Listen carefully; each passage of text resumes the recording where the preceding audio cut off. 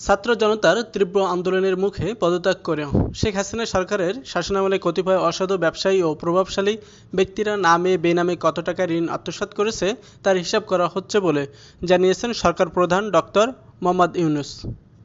বুধবার প্রধান উপদেষ্টার প্রেস উইং থেকে পাঠানো এক সংবাদ বিজ্ঞপ্তিতে এ তথ্য জানানো হয়।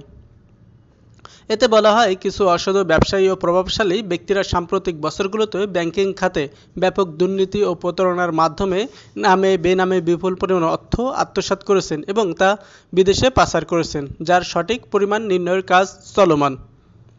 এ আত্মসাৎকৃত অর্থের পরিমাণ লক্ষাধিক কোটি টাকার উপরে মর্মে ধারণা করা যায় বলে বিজ্ঞপ্তিতে উল্লেখ করা হয়।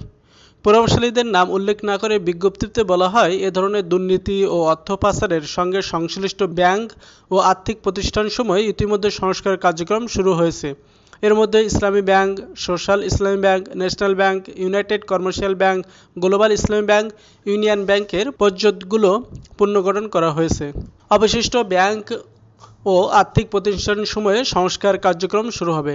নতুন ব্যবস্থাপনা কর্তৃপক্ষের মাধ্যমে আত্মসাৎকৃত এসব অর্থের প্রকৃত তথ্য সংগ্রহ করা হবে এবং তাদের মাধ্যমে আত্মসাৎকৃত অর্থের প্রকৃত পরিমাণ নির্ণয়ের লক্ষ্যে অডিট কার্যক্রম শুরু করা হবে।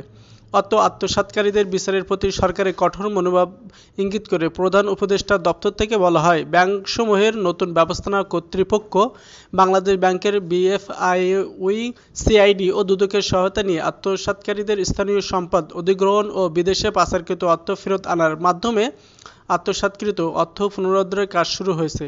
অর্থ ফেরত আনার বিষয়ে বিদেশি বিভিন্ন সংস্থার সহায়তা চেয়ে ইতিমধ্যে যোগাযোগ শুরু করেছে সরকার।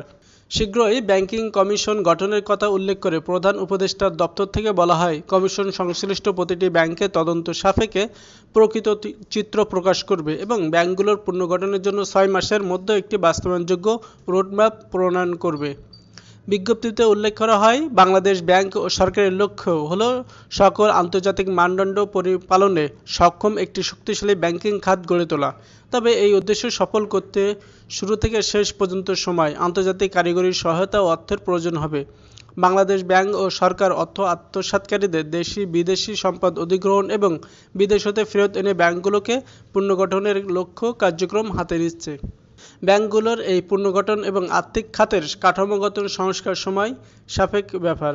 তবে সরকার বাংলাদেশের আর্থিক খাতকে আন্তর্জাতিক মানসম্পন্ন করার ব্যাপারে দৃঢ় প্রতিজ্ঞ।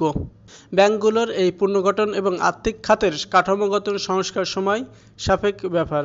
তবে সরকার বাংলাদেশের আর্থিক খাতকে আন্তর্জাতিক মানসম্পন্ন করার ব্যাপারে দৃঢ় প্রতিজ্ঞ।